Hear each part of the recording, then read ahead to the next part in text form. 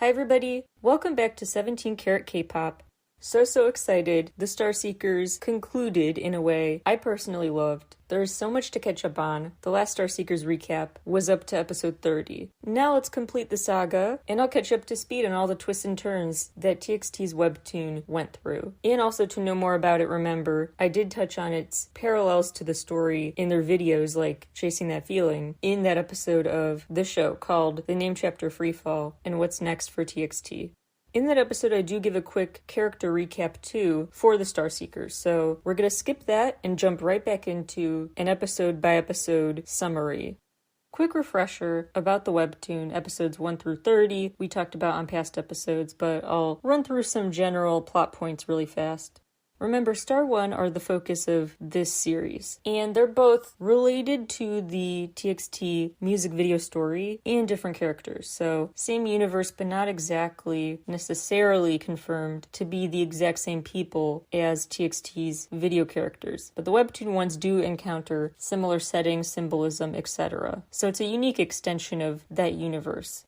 So in this story, Star 1 is a 5-member boy band from UVIC Entertainment, and they basically are trying to juggle being a band with being the Boys of Destiny, which is not easy. They become Tier 1 artists after belatedly getting their magic powers, later than the average person tends to. They all have very distinct powers. Huening-Kai's character, Avi's, in both the video and the Webtoon, seems to have animal summoning power and wings.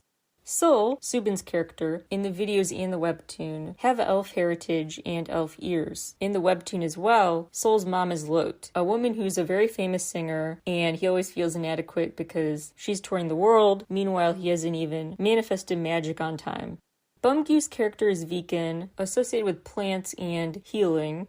Taho's character is Taehyun, who has the spell book with him as his go-to, and has wizard and owl heritage. Then there's Eugene, Yeonjun's character, who wields a sword and has antlers because of his deer heritage. So Avi's, Sol, Viken, Taho, Eugene. Lot, Sol's mom. And then there's DK, the group's manager, who his motives are questionable, as are the ones of Alistar. We will get more to him in a bit. The TLDR for each episode. Episode 1, Star 1 fill in for an absent Tier 1 group when they are still a Tier 2 group, and get, to put it lightly, a lukewarm reception.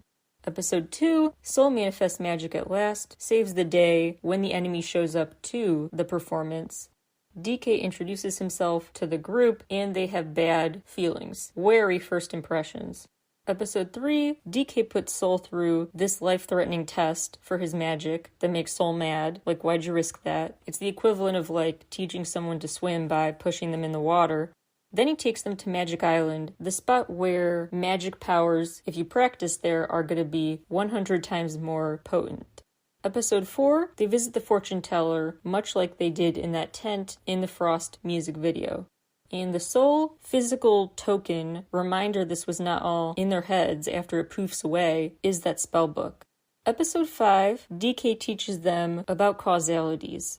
The premise of every time you use magic, there is a physical toll it takes, a consequence. More on that later.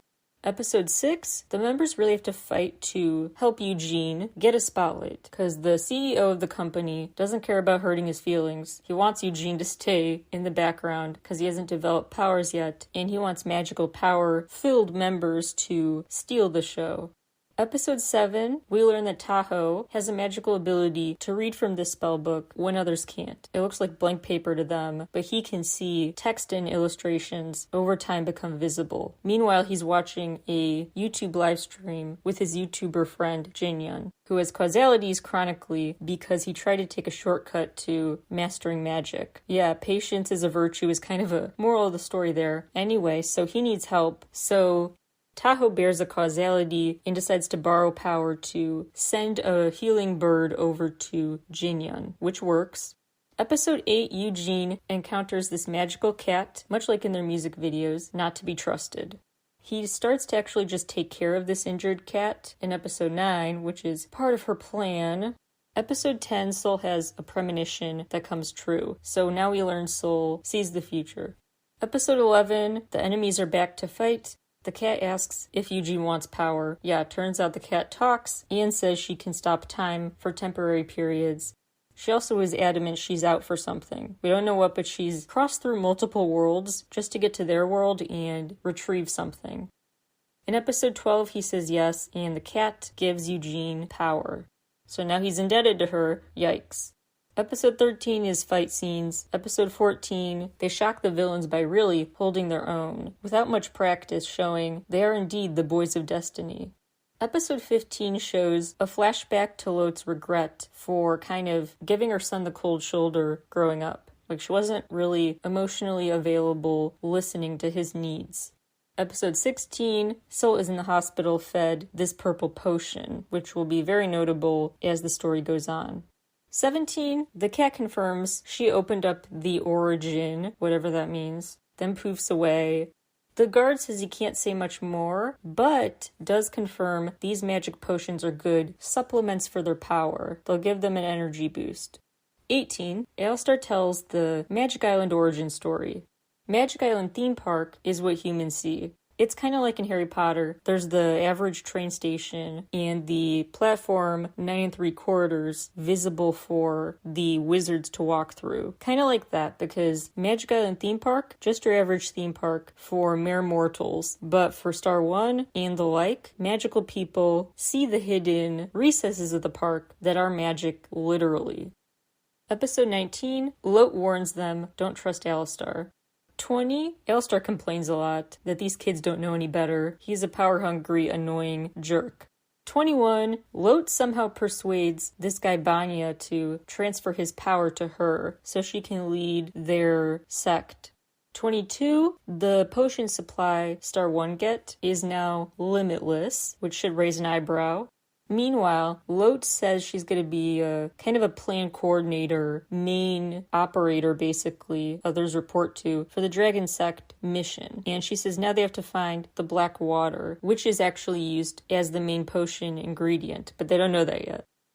23, that chapter is a lot about emotional development, dynamics changing among members, less about a plot, but they do enter Dragon Peak, so we get our first look at this sub-area of Magic Island. 24, Sol continues to have premonitions.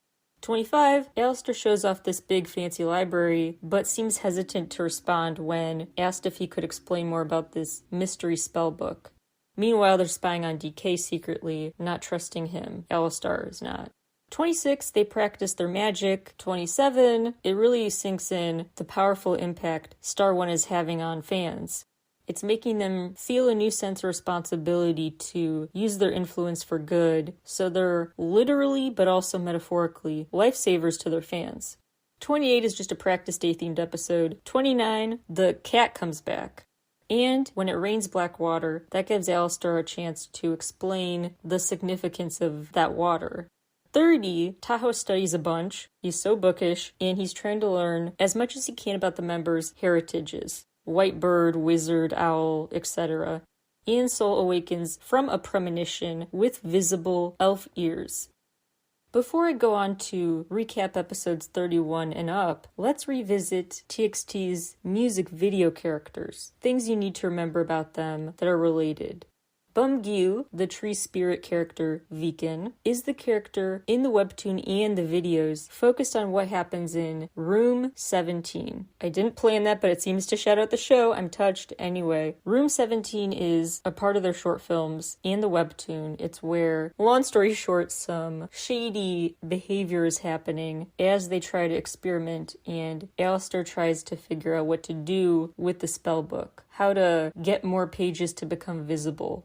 His character in TXT videos seems the most focused on his phone amid chaos. Yet in the webtoon, his character is quite anti-phone, and one with nature, really. Bumgyu in the videos keeps getting close to help and then is self-destructive and sidesteps salvation, like the way he steps on the spellbook instead of using it in Blue Hour. He has tools to help his journey that he ignores. Huening-Kai's character, Avi's the bird, the part bird, he has those angel wings in the videos as well. Subin's character, the elf Sol, is looking for his identity, his true name. That phrase true name is used a lot in the webtoon, and his message on the foggy mirror in TXT music videos was, "Remember my name." Taehyun's character, Taho, the wizard, the bookish character, he's with the book 2 in and just kind of preoccupied, introverted in the music videos. In both cases, he gets literally chained up, but later freed. And it seems notable, his chapter of a short film was called Moratorium of Rest.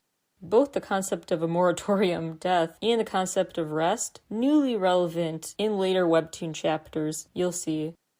Yeonjun, in the videos and the webtoon, is the character Eugene, who has those antlers, uses a sword, at least in teaser content for the webtoon, and saves that not-to-be-trusted cat.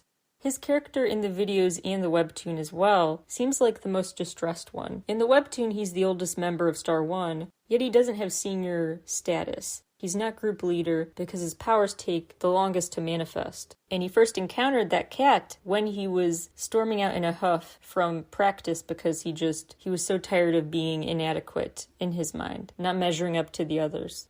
So that's the circumstance behind his meeting with that cat. And he has the biggest tantrum in Good Boy Gone Bad. In other videos, he's the loner, that imaginary friend, Dance in Love Song, the way he's painting the mirage of the Ferris wheel in Blue Hour. He's trying to make this happen, but he is lonely, fooling himself. It's an illusion. So that's who we're dealing with. Now back to the story. Starseekers episode 31. That blue dye is part of the episode. The one Subin has in the videos too, not just the webtoon. Sol realizes not only can he see the future, but elves in general can. And the stronger the vision, the less influenced they are by causalities. So the more they can concentrate and focus on using their magic the right ways, the more control they have over that, the less causalities they have to deal with. DK arrives and tells the members, "You got invited to perform at the London K-Pop Fest." And they're really psyched, but Sol had a premonition the Dragon Slayer clan is going to show up and wreak havoc, so they decide they're going to maybe not risk it, but they also see it as an important step, because Alistar and company have been so insistent that they have to leave and quit Star 1 activity. They have to pick one, musicians or Boys of Destiny, so you better save the world instead of being musicians. This is the ultimate test to prove they can do both at the same time. Episode 32, Alistar gets confirmation a big Blackwater shipment is expected soon. He comments the demand is rising for it. Quote, "That means more people will be blinded by greed and covet," unquote. Look in the mirror, but I digress. Remember, the black water is what potions are made of. It's a hot commodity. People are getting addicted with taking it. DK drives Star 1 to the festival to perform. They start their plan with DK and Taho bolting out of the car, DK generating a force field to conceal Taho as he tries to ascend to the highest view possible, assess what's going on. Before you know it, the weapons are out, this combat is intense, the fighting breaks out, and leaves the opposition taken aback. Like, the Boys of Destiny are ridiculously powerful. Episode 33, Taho is struck with a causality way earlier than expected, and Lot, meanwhile, continues to, without the members knowing at all, having any idea, work for the opposition, this dragon sect working against them. But she orders them, hey, go easy on them, don't hurt them, more than you have to for the number one thing I'll prioritize, which is getting that substance and making sure they are under control and going to cooperate whether they want to or not, with the Boy of Destiny magic being needed for this End Times Day we'll talk about later. Episode 34, honestly probably the most vivid, beautiful, colorful, visually marvelous. Anyway, the fighting continues. Episode 35, more recognition. Oh my gosh, their powers are growing way faster than we thought. Alistar is so threatened by this. Like, he really is like, they're not supposed to be more powerful than me. No one is. We need to tamp this down. If you haven't noticed by now, yes, the potions are analogous to steroids or some other substance that you can make a profit on if you want to monopolize the market, and Alistar basically does. So both for profit and greed in terms of power, harnessing their power, or just, suppressing it, making sure they don't surpass him in terms of power. That's why Alistar is intentionally getting these boys addicted to the potions. Episode 36, DK continues to point out why they should maybe be more hesitant to go to the potions as a source of an energy boost, because those were always meant to be a supplement, not a central part of their toolkit. Meanwhile, the longer they're on these potions, the more irritable and unlikable they are, the more they bicker with each other, the more they have trouble sleeping. So the long-term side effects of the potions were intentionally concealed from their knowledge. There's really a deep message there, not just about the greediness of Alistar with these potions, but with the way he is weakening Star One, not just physically, but by weakening their sense of togetherness. Their unity is dissolving. You could argue even more than the physical toll, the toll on the group is getting psychological, and they're turning on each other. The internal conflict he stoked is maybe the most dangerous part. They need each other. That's the lesson. Meanwhile, the boys start wondering what the true motives are of this dragon sect, because they seem to go a bit easy on them. And as a reader, we know that actually what happened is Lot took over, and her orders included go easy on them. Episode 37, there's a nice moral of the story to kick things off, because Viken hugs this tree and is like, this is way more rejuvenating than those potions. Go prescribe yourself some nature. Tahoe is increasingly worried. They are developing this tolerance and resistance to the effects of the potions. They have to keep taking more and more to get the same high they did at first. And Viken does pass on his healing power to Tahoe in a snap, so that he doesn't need a potion, so that he can keep avoiding resorting to potions to feel better. At this point in the story, the members don't know what the audience knows, that the potions are made of the black water, and DK doesn't want them to find out. And he recalls this memory of this creature who told him, quote, "Your only job is to serve as my eyes and ears. Never tell them anything related to the end. You may not intervene in matters of this world," unquote. So wherever the heck DK's origin story lies and who he gets his orders from, that's really weighing on his mind. He doesn't want to tick off whoever sent him here. There's a really sweet scene between Viken and Tahoe next in the library, where Tahoe is still poring over books, researching their origin stories, elf heritage, deer heritage, etc. And Viken points out, hey, don't overwork yourself. Like, I'll blackmail you into not overworking yourself. If you overstrain your eyes working too hard, I will take causalities for using healing magic to help. It's just so interesting at a deeper level, those moments where they talk about using causality and how every way they try to help others has something it takes from them. So it's a way to feel like you are responsible for maintaining the well-being of a community, not just yourself. Just an interesting reminder, told in a typical playful way from Viken. Basically that self-care isn't selfish. Then you can bring your best self to the table, not have others worry about how you're doing if you're overdoing it. Also in this talk, Viken says, we can't resolve these issues overnight, so what's the rush? Take this one day at a time. It's okay you don't know everything yet. But he does say he's counting on him because he does not want to do this studying himself, so he appreciates Tahoe's effort. Episode 38, Sol is really feeling inadequate, because his special power of seeing the future, he views himself as a failure. Like, I can't even do my main special power correctly, because this past premonition was so blurry, and I couldn't control it. I haven't been able to channel my power into forcing myself to witness longer, clearer premonitions. He does continue to find therapeutic, though, fidgeting with that blue dye. Meanwhile, this cat is staring at him from a distance, this evil cat. The next morning, Eugene lashes out at the others, and Viken remarks, oh my gosh, you've been getting more irritable lately, not sleeping well, etc. Viken tries to heal him with a literally magic shoulder massage, which does help a bit, but it's undoubtedly the potions are taking their toll. This group is more disjointed than ever. Meanwhile, Lot and the rest of the dragon sect are planning their next move. They have the water, now they have to find the recipe for how to use it. So they split into 2 teams. One is just a decoy to kind of fake out the boys if they come after them. Also in this chapter, some new pages in the spellbook become visible to Taho, at least partly, and a clearer part he can see is this image of a warrior with antlers, which kind of makes him do a flashback, thinking of all the times in the past, the horns, the deer, antlers, etc. were imagery or conversations relevant to Eugene in his backstory. Episode 39, Lot continues to be so motherly and refreshingly a leader prioritizing each member. Like, don't go too hard on yourself. Rest and recharge is needed. We got you. We'll cover for you. That is an interesting theme many parties have in this story about the need to prepare for a marathon, not a sprint. Similarly, Taho later says, at the sound of danger, let's just do what they said, stay back where it's safe, let the grown-ups handle this, because we don't want to stretch ourselves too thin before our big mission, and Viken's like, that's my guy. They really are showing maturity in these later chapters, and patience. Episode 40, Alistar reveals his crew, the Dragon Sect, they've lost the Black Water more than once. They've gotten it and had it taken before.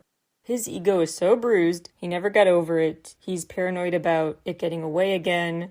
Despite the self-care talk, the talk of taking it easy, turns out the boys had to go where duty called. So they're in on more fighting. They did not just stay home and sit this one out. But they said, fine, if we do this, we have to tell each other we're going to call for backup if needed. So if you get stuck, don't try to handle it alone. Call for backup. So Viken is quite shocked to see Eugene in a sword fight, in a brutal back and forth, alone. Viken's like, why isn't he calling for backup? We could help him right now. Viken and Taho separately find out during this battle, while in hiding, that Lot is part of this dragon sect, this group working against them. The episode ends with Eugene hit by a causality, now without a potion to help with the relief. Alistar does jump in right in time to save him, kind of, but we'll see. Episode 41, unlike ever before, Alistar goes in on the fighting. He's done with Eugene. He's like, it is time for me to shine. He literally says he's going to crush their morale, and he's just so ready to reclaim glory and fame or whatever. It seems notable that all I see are, in the illustrations, 7 potions left. More pages become visible to Taho, including the phrase, who shall not eat dogs. He has no idea what that means. He also reflects on the nature of free will and how much this magic and when it manifests or when it can't be reined in is really still in their control, or even able to be something they eventually learn to have under their control. Quote, I feel like we've been forced to do things against our will, be it getting to know people, good or bad, or going through events, good or bad, unquote. We'll get to that more later. Key theme. Episode 42, Alistar keeps complaining. Again, he's been embarrassed. His colleague says, we will not let you down again, but I encourage you to give me permission to open up an emergency backup stockpile of potion. We can win this, but we should probably use that, even though you wanted it reserved for the end battle. Eugene wakes up, becomes conscious, Taho in the room too, watching over him. He tries to show him a book page, and it sounds like it's not visible to Eugene. It doesn't seem visible to anyone but Taho in the main cast of characters. They express lingering skepticism about the potion, safety, and the trust of the people who fed them the potions, especially when Eugene points out the teddy profit to be made. Episode 43, DK again brings up the importance for Eugene to still rest and prioritize rest and remember magic is a finite resource. Interesting parallel, because also Lot in this chapter reminds her colleague Banya to sit this one out to rest. Viken, remember he now knows the truth about Lot, good for him, goes to confront her directly. Like, how could you do this? You're betraying your son. You're acting against his best interests. The illustrations are really, really well done, even more so than the others. Like, her genuine smile is really conveyed, despite him talking about stuff that makes her feel very guilty. But as he talks about his desire to look after Soul, you can tell she's genuinely so touched and grateful that her son does have Viken to look out for him. And she apologizes to Viken for what she's been doing in a moment I find very symbolic and possibly going to be recreated in a future TXT video, the moment her face literally cracks like a mere broken and dripping blood. Episode 44, DK arrives and projects a force field around Viken and Lot, so Viken can work his healing magic uninterrupted. But good for Viken. Even this incident did not make him go easy on her. He still presses Lot for answers. Like, why are you doing this? You're hurting your son. She apologizes and says she'll explain more after the big end day. Viken recalls Alistar's version of events, saying they told him the world will be better after the Dragon of the End comes back to life. Lot responds, indicating surprise that Alistar framed it that way, and disagreement with that characterization.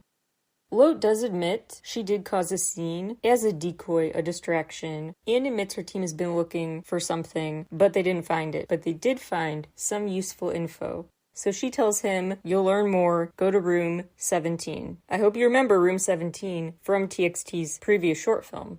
Meanwhile, Tahoe loses his spellbook. So despite losing their tools and their concentration, this is an ideal weak moment to get your opponent, the opposition just gives up too. They're done with Star 1 for the day, furthering their suspicions that they're ordered to be kind of cautious, not more harmful to them than necessary. 45 and 46 follow what happens when Viken enters room 17. Yeah, there was no lock or anything. And Alistar is in there with a colleague and Tahoe's book. And he's using the spell book with different magical tools. He's trying to figure out what other object should be used in conjunction with the spell book to really fully activate its power. And he's coming up short, so he's like, let's go find other magic objects, then come back and try those. Although Alistar seems to be making the rookiest mistake, frankly, by leaving the door unlocked, then Viken makes a rookie mistake, if you ask me, and decides to not really wait super long. So, he jumps off the stair railing to the first floor of this office space right away. So the second Alistar and his colleague walk away, Viken goes down to snatch back the book. If I were him, I would have waited a few minutes just to be sure they really left and didn't go back because they forgot something or changed their mind. Because they do, they go back and they see him. They catch him, and they're about to just pin him down and tie him there. But then some big destruction sounds like it's afoot nearby, so they go run to investigate, and Viken, while they're distracted again, runs away with the book. He again in that chapter was really defending his friends more than he used to in this story. He really accused them to their faces, fearlessly, hey, you took my friend's book, give it back. Totally undaunted. He also found out when he was overhearing them before he made his appearance known, they did indeed intend to get the boys addicted to the potions. Soul, as he fidgets with that blue dye, he sees the appearance of kind of a feminine image, like a ghostly outline of a woman, a floating, glowing spirit before him, who I hope you recall we saw in TXT short film in the past too. She was definitely alluded to. Episode 47, the four of them rush out to find Viken. Eugene said he was going to do that by himself. Of course, the members went with. They won't let him do this alone. But they all get blocked before they can even pass the gates. Because under orders, they have to be kept there no matter what. Magical chains get thrown on them, reminding me of the Puma-era chains, to prevent them from escaping. Episode 48, Viken continues to be on a roll and confronts DK now. He's like, what is going on, really? And he opens up, it looks like the opposition plans to just kill anyone who won't fit into their picture of an ideal utopia in the future. DK says he'll open up more, but now is not the time, let's get out of here. He also has that look on his face Lot kind of did when talking to Viken. Not really pride, but kind of pride. Admiration when he talks about the lengths he's going to go to defend his friends. Eugene, while chained up, gets big mad, and it's like a Hulk moment, and he turns into his antler-wearing, sword-wielding self and literally breaks his chains. Meanwhile, that cat is back, spying from a distance. Episode 49, Secrets Out, Soul finds out his mom has been part of the opposition. Naturally, he's grieving beside himself, while one of the members of her group approaches them and says, I take responsibility for most of what happened to you, and it's not her fault, don't blame her, about how all this unfolded. He also admits to acting out of fear, which is a super meaningful moment, because you'll recall in early episodes, they were also shocked when DK talked about fearful moments. Like, someone like you? Being scared ever? What? Now they have the same reaction to a different person who seems like a tough guy. Like, fear is something externally tough-looking people have too? Episode 50 is a super must-not-skip chapter. I'm just going to quote it verbatim. The boys finally get a fuller backstory for Magic Island and what comes next. One day, a magic island, superpositioned on another world, was created, and magicians appeared. The magic came out of nowhere. It consumed the entire world in chaos and anticipation. All the magicians around the world came together to study, so that the confusion caused by the magic did not turn into fear, and the anticipation did not turn into greed. However, once they learned about the reincarnation of the dragon, they split up according to their true motives. We learned that one of the accessible worlds had vanished without a trace. It was an apocalypse. The dragon at the end judges the world and brings the end to it. The emergence of Magic Island and Black Water are omens of the dragon's coming. The emergence of the Boys of Destiny is also a sign of the dragon and the apocalypse. The world has ended after facing ruthless attacks from the dragon. That's why we thought the Boys of Destiny might help us with the judgment. Now that you are here, the dragon will make judgments and begin ruthless attacks.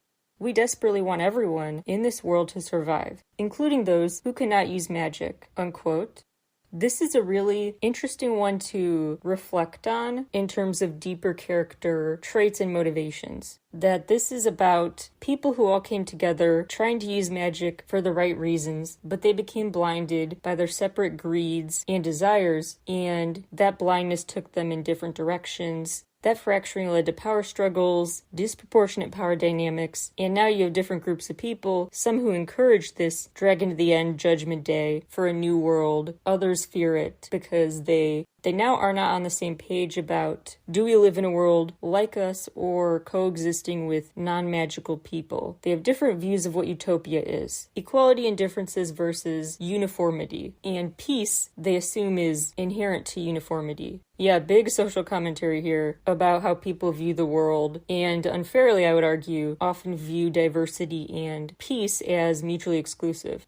It's also really an interesting moment because the boys comment on, like, we know the feeling, because they used to not have magic too. They were the lower tier artists viewed as less than because their magic wasn't manifesting at the rate of others. So as they hear the story, you can imagine they're putting themselves in the shoes of the muggles, basically. Sol reacts with a ton of anger. He's still obviously really trying hard to process the betrayal of his mom and all the secrets. First of all, he makes a pretty astute observation that coming clean sooner would have helped them not fight as much amongst each other. Like, if they knew the stakes, the true stakes, if they were trusted with this info, they would have been like, we have bigger fish to fry. We know now it's not worth this petty squabbling. And they may have really kept the bigger picture in mind and kept up a united front more often. They would have felt incentivized to work together, work things out between them easier.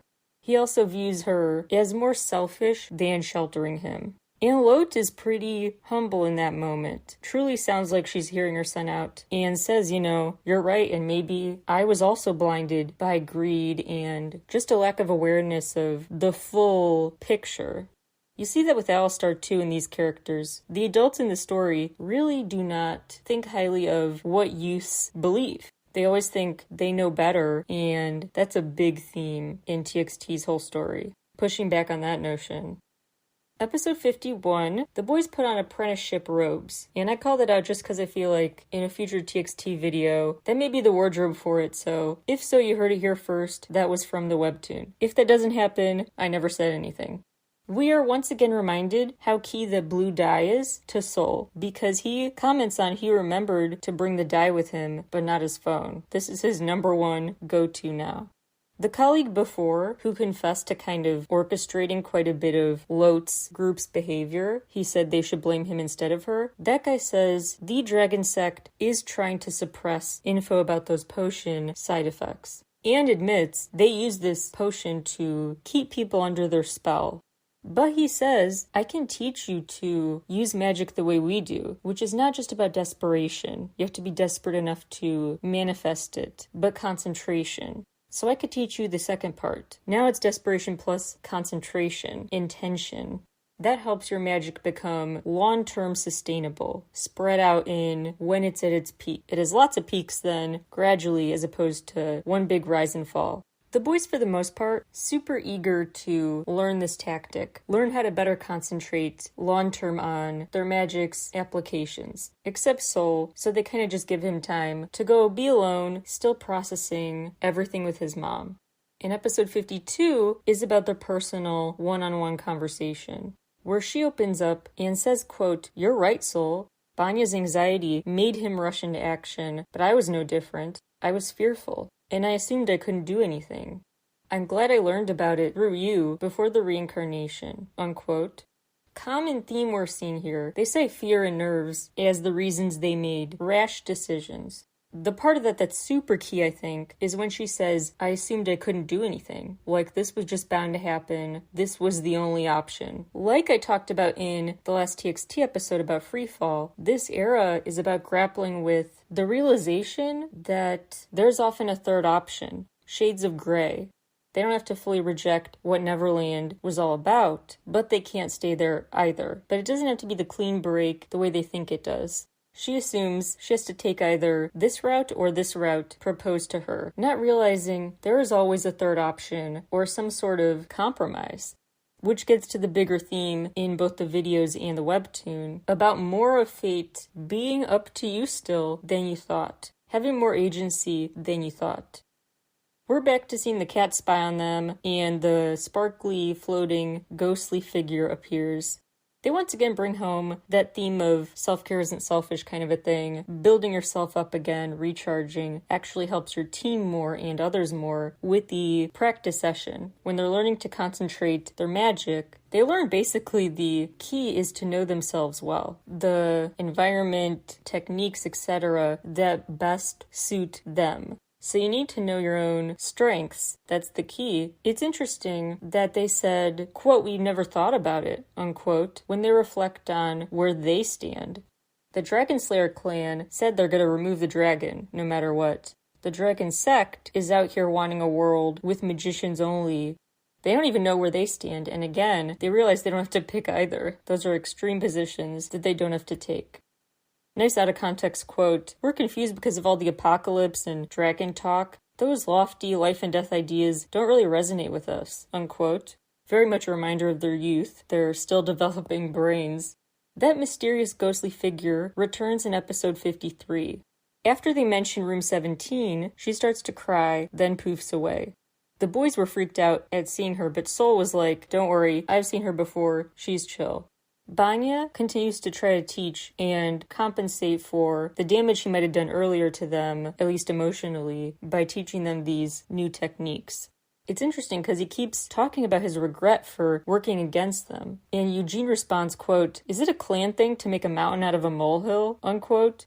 Another pretty good out-of-context quote, and Banya just seems so startled by the simple way Eugene frames it. Like, just apologize to us and move on already. Stop lingering in regret. What's the point? Again, it seems like a common theme throughout this story is the younger people have more moments of wisdom than the older ones do. Lote gets a status update that concerns her, because it sounds like Alistar and company are going to try to get UVIC, the talent agency, implicated in their plan, which adds a whole other wrinkle to whatever the boys do against Alistar and company, because if they team up, that means an attack on Alistar is against also every innocent artist who works under UVIC. They have to factor in way more people affected by their actions if this happens. So Lote is like, they need more time, long-term, to wean off of and get rid of the side effects of those potions before this intervention can be a handleable crisis. So I need to buy them time. Episode 54, the cat's back to spying as the boys talk to DK. They're asking permission to talk to UVIC, and he warns that will put them back under the radar of this dragon sect, who at the moment don't know where they are. They don't know where the boys are, and they should maybe keep it that way. Except the members Lote and Banya, who are basically defectors.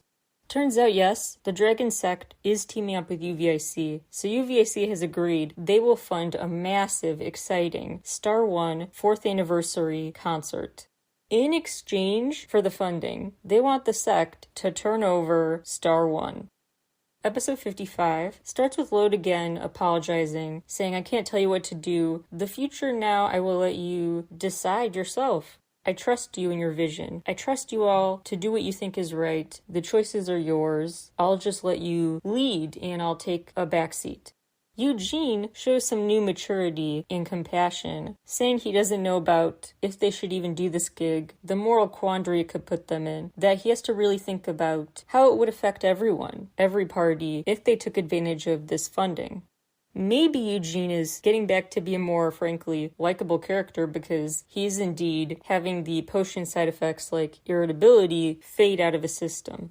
The boys realize they have good Oppo research on the Dragon Sect, because what they fear most is bad PR. And they could blackmail them in the future, because they know they're being shady about the potion, not disclosing its effects on users. So by threatening to expose their planned operation to suppress info about the side effects, they could really weaken the group's image and shame them. They want to start the plan, so Lot generates the portal for them to go through to kick things off, but then she decides, you know what, I will go with you just in case. Now, the next few chapters make more sense to talk about as one big chapter, because at first it seems like what happens is, again, there's a fight with the Boys of Destiny against Alistar and the crew. With Lot back to working with that crew against the boys. Like, psych, all on, I was still on their team. And I felt morally okay with giving you up in exchange for fellow Dragon Clan members being freed, being released. I thought it was the most moral route to give up 5 boys in pursuit of my fellow people. So not only do readers think Lot has betrayed her son, but that she's betrayed him after seemingly apologizing and changing her ways. Doubly painful. But the next episode shows her busy at the UVIC HQ in a meeting. And someone approaches her to talk about what happened, what's going on. So it sounds like she's been here the whole time. Yeah, it turns out someone magical who's been spying on them and not trustworthy used magic and took on the image of Lot to really mess with the boys, make them think Lot was not to be trusted anymore. So the boys are back to real anguish that really distracts and demoralizes them. You probably guessed by now, that friggin' cat. That's who used magic to turn into her. Alistar now has this golden scepter with a green emerald on top. A detail I just flagged because it just feels like that is also, like with the robes, something I wouldn't be surprised to see as a key detail in a future music video. But again, if that's not the case, I never said anything. If I did, I'm a master at predicting. Really interesting comment from this cat pretending to be Lot. Quote, "You're not even strong enough to be a liar like me," unquote. Episode 59, someone's trapped in ice, there's lots of fire, powers are out of control. Viken and Eugene especially lose control. Like Eugene's horns, he's in his own altered state. Viken is in full plant mode. He is really out of his element too, like lost control of his own actions. Episode 60, Lot now has 3 new big goals. Kill the cat monster, keep her colleagues safe, keep Eugene and Viken from continuing this spiral. This is pretty clever if you ask me. Lot plans to magically link the minds of 2 members to 2 members, so they can telecommunicate, but not 4 ways, just back and forth to each other. Avi and Viken, Sol and Eugene. So Avi can tell Viken, telecommunicate the message she wants him to. Sol can communicate to Eugene, hopefully kind of retake the reins. What's smart about that is that the members have this sense of obligation to each other, and if one of them is determined to finish a job, they all pitch in. So if they were all connected and one member bailed, was like, we have to stop this mission, they would all follow his lead. Probably. This way, they don't even know. Like, if one of them says, I'm out, let's stop, and 2 of them stop the mission, the other 2 wouldn't even know they had done that, which is why they wouldn't, because they would have that sense of, we can't just bail and leave the other half hanging. So she's exploiting their trust in each other, their sense of obligation to each other, in a frankly pretty smart way. She knows this is risky because the causalities could be off the charts. She's using so much magic right now, at once, to link up their minds to make this happen, but she thinks it'll be worth the risk. I have to do this maneuver. It's a risky one, but it can pay off because this current fight then will end as fast as possible. There are so many truly deep quotes near the end of the chapter, so I'm just going to take them directly. The world has descended into chaos after being surrounded by magic. The cat needs a powerful body to carry my great master's soul. Lot responds, I see, you, just like us, started this for your world's sake, but we are just as desperate. We will never give in. You've come to our world and watched these boys. Have you seen them give up on anything?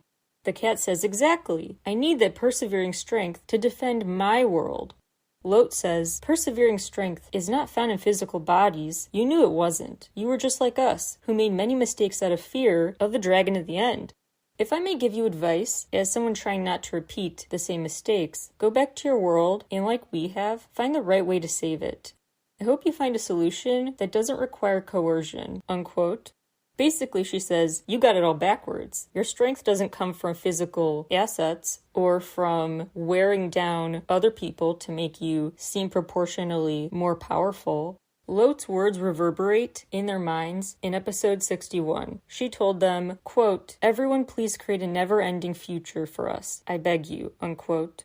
Create a never-ending future for us. That was her final wish. She basically gave herself up to the magic. Used so much magic, not just to get the telecommunication channels working, but to prevent them from having to experience causalities entirely.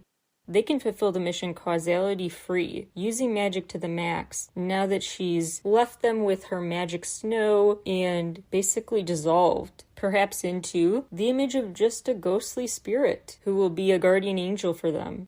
Interestingly, Sol is oddly calm when he realizes what happened. He said this was not a surprise, she would do this kind of thing. But Eugene is quite mad. He has a different reaction. He's grieving and angry. He's like, she really told us to spread the consequences, to spread the blame and the responsibility, to do this together, yet she carried this heavy burden entirely by herself. Episode 62, DK asks Sol if he feels like his mom just abandoned him. He says, quote, I am as proud of my mother as always, but I also feel bad for her. I am grateful but lonely, unquote. He really does grieve now, with DK consoling him as he flashes back to being a little boy, holding her hand and stuff, literally looking up to her. The boys now have a renewed sense of fight in them. Like Lot's death, her dissolution, can't be in vain. We are going to make that never-ending future that she made her final wish. DK says the dragon sect is kind of totally in chaos right now, without a leader, so the coast is clear for now. Let's go back to the headquarters of UVIC. The CEO is like, there are my boys that I so genuinely care about, then gets really ticked off and is like, you guys are terrible, after they talk about, maybe let's postpone talking about this 4th anniversary lucrative concert. They realize the Dragon at the End Day could be tomorrow or years from now. They have no idea, so they have to be ready at a moment's notice, practically speaking, and just in terms of, again, fulfilling Lot's request.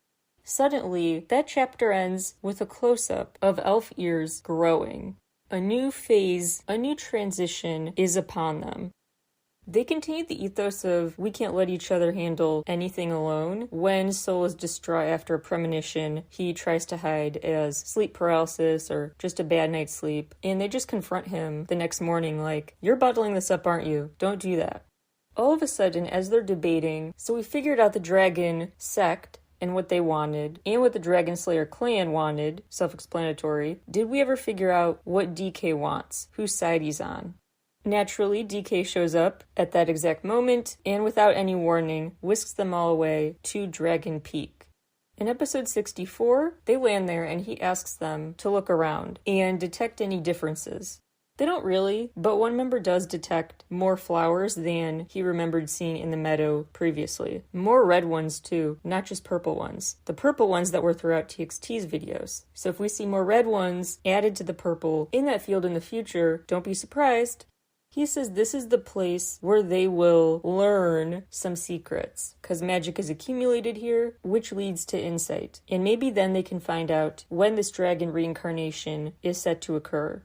They're like, how would you know it's here? And he reveals he is the dragon's eyes and ears, kind of like doing his bidding as he's the voice. Sort of like in Harry Potter, when Voldemort makes Quirrell wear him under his turban. He needs a body to direct. So he's still in charge, pulling the strings, but not physically present, except for a face. Anyway, the point is, this dragon is using DK similarly to do his bidding and be his eyes and ears. He admits he used to be in their shoes. Yeah, apparently there has been generation after generation of boys of destiny. This is cyclical. And DK himself was a boy of destiny who basically was reborn in the new reset world as a lackey, basically, for the dragon. They are swept up in a bizarre magical montage of imagery. Everyone's gone but Soul, and this woman, a fellow elf, approaches. She says, quote, I am part of the records that kept track of what was lost. How does it feel to see the world be reborn, having wiped away what is unfathomable to humans, unquote. Episode 65 takes place in this strange state. Like, the magic really did put them in the place of the whole world is purified and empty now, like time and space, total do-over time. This was all kind of a mental trip, so they do go back to the present day. They don't just abandon the plot laid out so far, but this chapter is stuck in this mental trip DK provoked. And this elf woman, long story short, talks to him about this beautiful new world that is a clean slate. But he remarks he doesn't like this. It's too pure, it's too beautiful. None of his friends are here. Other humans are flawed, that's why they're not here, but they make life worth living. So he feels like this isn't right. But she warns him, quote, you're trying to fix the world that the dragon, after watching for a long time, deemed beyond repair, unquote. Soul says, quote, I alone cannot make a difference, but even if it's a difficult path, it's worth trying with the help of others. This has been and will be the story of my life, unquote. It seems to me like it's Soul who then gets the spellbook summoned to him. But I thought that was Tahoe's thing. So then I started thinking, wait, did I mistake Soul for Tahoe here? I don't know what's happening. But Tahoe or Soul gets this book and also says, quote, let me meet with the wisest being here, unquote. And now, a giant snake shows up. Kodal, god of wisdom. Kodal asks him, what do you want to know? Like, almost like he's a genie. Ask him whatever, but it comes at a cost. He can give up a body part to get an answer. So Soul gives up his right eye vision and worries this is like a deal with the devil with that elf woman's guidance in his head about he must, quote, abandon the purity of the elf and put your life on the line to turn to evil, unquote.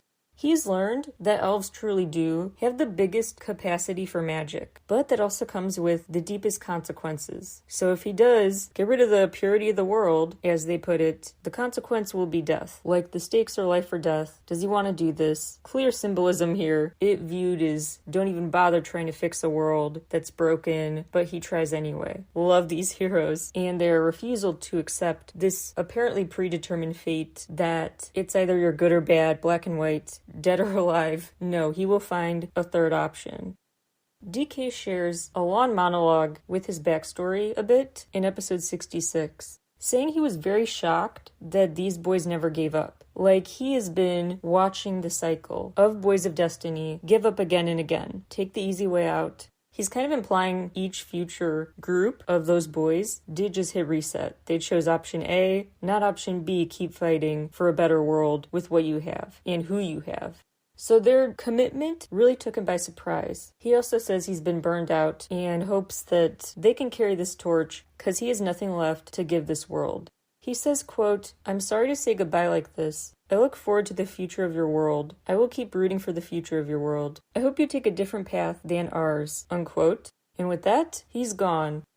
They realize why the Dragon Sect was spying on DK. They were so wary of him because they also viewed him like the Boys of Destiny. You're a sign of the impending end of this world.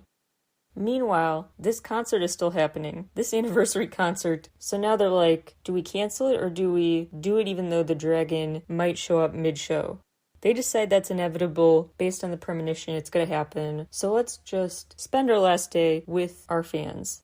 Then there's a flashback, flash forward, whatever you want to call it, to that talk with the snake again. And the right eye is given up, and we learn what he asked the snake. In exchange for sight, the snake gave him the answer to that question. What is the true name of the dragon of the end?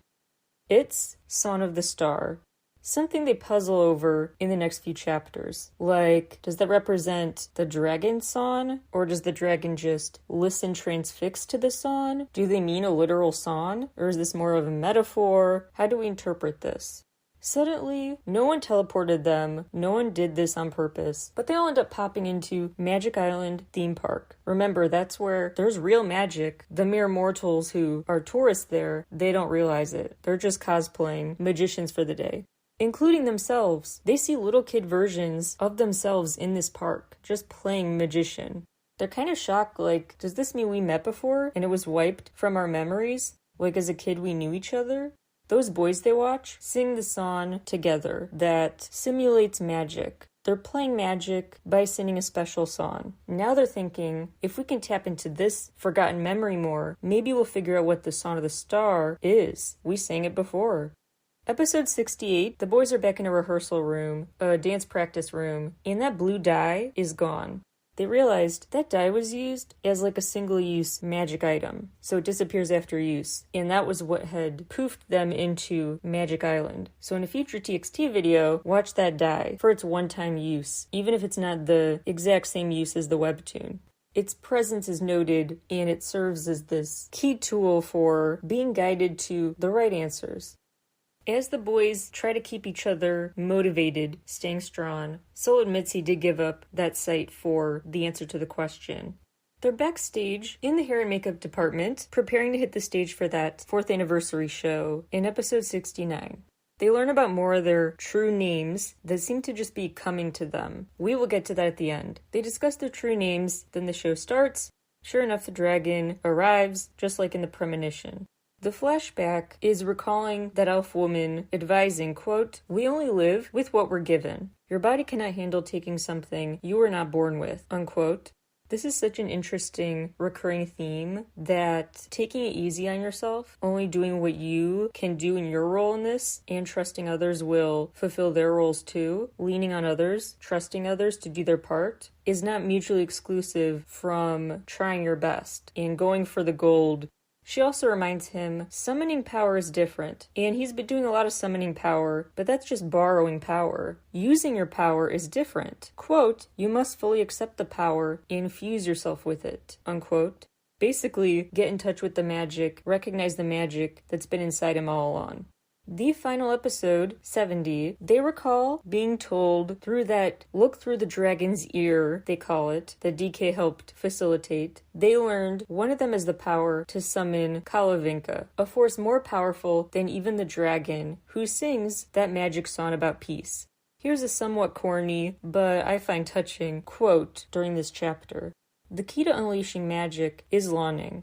If the strong desires form magic and stay near us like ghosts, what we need now is not magic, but your support." It wasn't about defeating the dragon at the end. The role of the Boys of Destiny was to deliver people's deep longings to the dragon. As a Korean Idol group, we were best positioned to do it. So Sol, the Song of the Star only works when all of us sing it together, wishing to survive and live on. The people in the perished worlds also want to live on, and so do we. Here are desperate wishes, unquote. Note that one of them somehow has conjured up this white flower crown, while still staring at this red dragon they're defeating. With the power of peace and song, that flower crown might appear in future videos.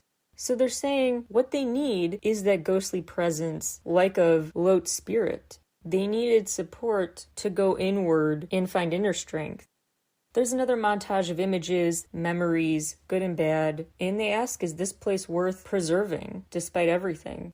But, quote, "There are many kinds of people here. It has everything, making it difficult to describe in simple terms. What I know is, we will keep going, as long as there is hope, however little it may be. We've always been this way, and we always will be. This I am sure about," unquote.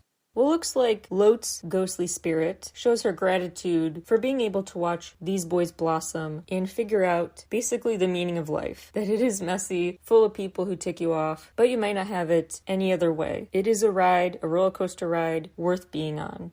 Quote, I hope you keep singing the song that holds the deep longing of everyone. Do not forget and keep on singing. Unquote. With the final monologue and music and action sequence and summoning, a bunch happens. End of the day, they wake up looking wiped out, lying on the ground of the venue, but they did it. They vanquished the dragon, all the fans are safe, and they pull off the concert. Yeah, not canceled. They're like, we're just getting started. That was the opening number. And it's on with the show. And one of the last images in the webtoon is their Polaroid picture, taking a picture with the concert crowd. So they saved their fans, protected them, decided this life is worth preserving, learned to really trust each other, weaned off the material analogous to steroids, found true magic through confidence and teamwork, and kind of outsmarted all their enemies. What an ending. They also found their true names, the biggest part, and one of the more directly linked to TXT's themes in their videos, part of the story. Really enjoyed that story. There is room for a sequel. I mean, it sounds like Alistar and company still out there. I guess that cat that turned into Lot just never came back, but you never know. There are still questions that could be answered, so... Or maybe a prequel. Maybe DK is a young boy. That'd be interesting. Because remember, he knew Alistar when they were younger. So there's material here. The story may not be over yet, but this was dubbed the series, not the season finale. Now, as you know I'm prone to do, especially in episodes like Music and Mythology and Hyphen episodes, I love getting into the specifics of mythology references, and this one had some big ones toward the end. They talk about one of the puzzles that helped lead them to the answers about this dragon was related to understanding the story of Icarus and Daedalus. That story helped give them clues as to their true names, what those could be. We talked about Icarus before. BTS referenced it in past eras. The one whose wings melted, he flew too close to the sun, died after falling in the ocean. Daedalus is Icarus's dad. He made those wings, and he's the one who warned Icarus not to fly that close to the sun. He was trying to give him a moderation lesson, saying take the middle path, avoid the extreme heat or cold, then those wings will work. But he didn't listen. Daedalus is a character who makes super lifelike sculptures. A master artist who made sculptures so lifelike, they had to be tied down. They literally would come to life. That lifelike. Myths are so wild. Anyway, he was held as a prisoner with his son by King Minos. Daedalus is the character in mythology responsible for building the labyrinth. Made me think of Maze in the Mirror. That was a gift, basically, for King Minos, trapping the Minotaur there. The Minotaur stuck in the labyrinth, not smart enough to get out. Daedalus might sound heroic then, but keep in mind, he once tried to kill his nephew, out of jealousy. But Athena saved his nephew, and turned him into a partridge, to live on as a partridge, after Daedalus literally just tried to throw his nephew away. When Daedalus has to bury Icarus, a partridge flies over that scene, as if mocking him. I would keep in mind in the future, there may be a seashell and or string symbolism in TXT's videos, because King Minos used a seashell and string in his tricks while trying to coerce info out of people, long story short, after he went on the lookout for Daedalus. So I have a theory. Remember in the Eternity/Puma era stuff, in that short film, Yeonjun had a version of himself, basically dead or unconscious, I think dead, bloodied and beaten up at the bottom of the cliff. What if that old Yeonjun represents the nephew that Daedalus threw off the cliff? At the bottom of this cliff is that nephew.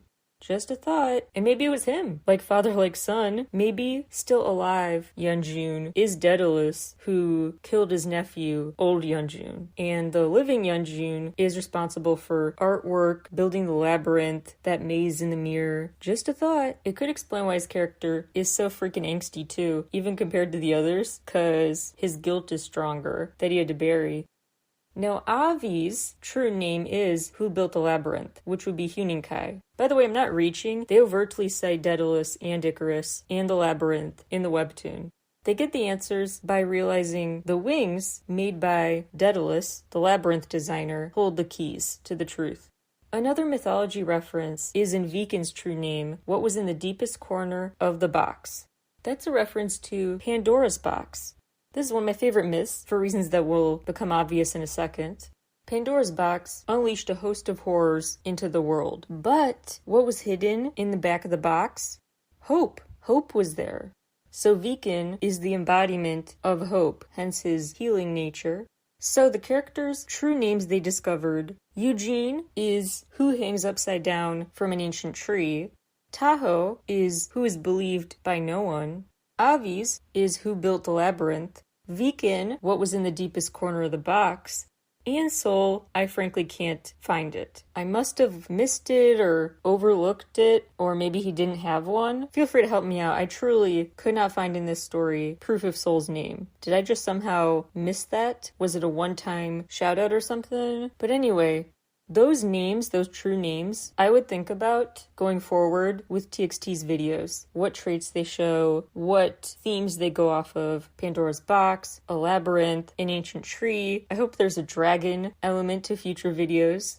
What's interesting about their search for their true names is not just how it parallels the search for true names of the members in the videos, but how these names are not one-word things. They are descriptive sentences. Their true names are not so cleanly stated. They are up to interpretation. Their true names, their true selves, are ambiguous human beings who have multitudes, and that's a big part of the story, that balancing of realizing the world doesn't have to be 100% good or evil. There is a middle ground, which is actually ideal.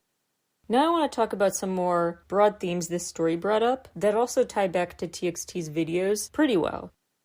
In this latest video, we saw those characters come out of them. Eugene's, aka Yeonjun's, irritable side, plus he had the interactions with the cats, he has the horns, etc. in TXT videos. Subin, aka Sol, remember he has been most affected by the magic frozen in time moment of Blue Hour. He is the most affected at night by his premonitions. In the TXT videos, he encounters the ghostly figure, the motherly figure. Hyunkai's character, aka Avis, has those wings and also has this role really kind of leading more than you think. A lot of the dialogue, at least in this part of the story, is Viken, Eugene, Tahoe, Sol, actually all of them, but Avis. He's a doer, not a talker in the story, I think, and so that goes with Hyunkai's video character, who always kind of is initiating. The first to walk through the doorway, the first to emerge out of the sewer system in the new video. He is kind of calling some shots. Bumgyu, aka Viken, we've seen his plant and healing powers with green light at work. And then there's Taehyun, Tahoe, with that spell book. Plus, both in the webtoon and the videos, we've seen the Magic Island, the fortune-telling tent, the power of the frost and snow, like what Lot dissolved after creating, plus room number 17, the scene where they're chained up in Puma, mysterious figures whenever those show up, think of Banya and company. The themes we're seeing in these name chapters, super relevant too. Even just the fact it's the name chapter temptation, now the name chapter freefall. In both cases, the focus is on their names. What's in a name? What does it mean to step into their own? Which relates to the theme of fate, questioning fate, how much is truly in your power to shift, and how much of the future is predetermined. In the Starseekers, the fortune teller says they must be there to learn their true names, and that is what will allow their maximum potential to be reached. They're there to discover who they really are. Hence the Eternity short films focus on that phrase, remember my name. And now obviously, with chasing that feeling, they are still figuring out who they are, now in a brand new to them environment. They've also in the past referenced this physical manifestation of using magic, the consequences, the scars and cuts they bear in the video, similar feeling to causalities. But then they can heal each other, like Yeonjun's wound magically healing early on during the dream chapters. Both stories also have a lot to do with the band name, handling tomorrow by knowing you're together. It becomes manageable to live another day in this crazy world with other people. This sense of teamwork is essential to get through life. And over time, that maturity in these Starseekers, knowing what's really worth it to pursue in the long run, who to protect in the long run, who's really going to be there for them. In the early days of the comic, it was more like magic was just a cool thing to show off what tickled your fancy. They see a deeper purpose in what they do now. And in both cases, IRL, the characters, try to remember that magic is all around them, to reevaluate how they're defining magical. It's not coming from potions or other things that seem like steroid analogies. It's not coming from greedy, corrupt people selling them the potions. It's not coming from the most physically intimidating people. Their true power and sense of possibility in themselves, that comes from the teamwork and just a total different set of values from what they used to think. They always kept in mind how what they do affects others. They always tried to mature into informed decision makers. Contrasted with TXT while they were still in Neverland, and they embodied all those traits we talked about in the last episode of a child. Children don't think as much about the long-term effects of what they do. They don't think much about the deeper meaning behind what they do. They don't think about why they do it, really. It's just, in the moment, it felt fun. As TXT are now leaving Peter Pan's clutches and able to grow up as a result, they are evolving, maturing, and we see that same change in Star One. And the main current struggles are how to know who to trust in terms of older figures, what advice they're giving you that you should listen to, and what you should disregard and remember you sometimes are wiser than older people. With age doesn't always come wisdom. And navigating the trade-offs of a life in shades of gray, not black and white. Starseekers I see as interrogating false dichotomies like equality versus unity and utopia versus a communal over an individual mindset kind of a thing. The boys being able to live their magical abilities through music versus through literal power, etc. Power and teamwork. They interrogate those false dichotomies through fantastical means. Whereas TXT's story breaks that down, also in fantastical ways, but also with more layers of reality and personal stories roped into it. That's kind of my working thesis about what the story is all about. It's this evolution into more mature people, which inevitably is leading to just profound changes in identity and goals. The story orientation is going where they decide it is as they grow older and realize more and more how much fate is in their own hands.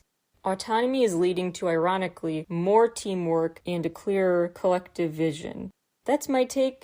Thank you all so much for checking out my recap. If you like this, please know I do have other Webtoon recaps for the Starseekers, as well as EN-Hyphen's Webtoon, so stay tuned for more. I might do more if you're interested. Thank you again for tuning in, and I will talk to you all again very soon. Bye, everybody!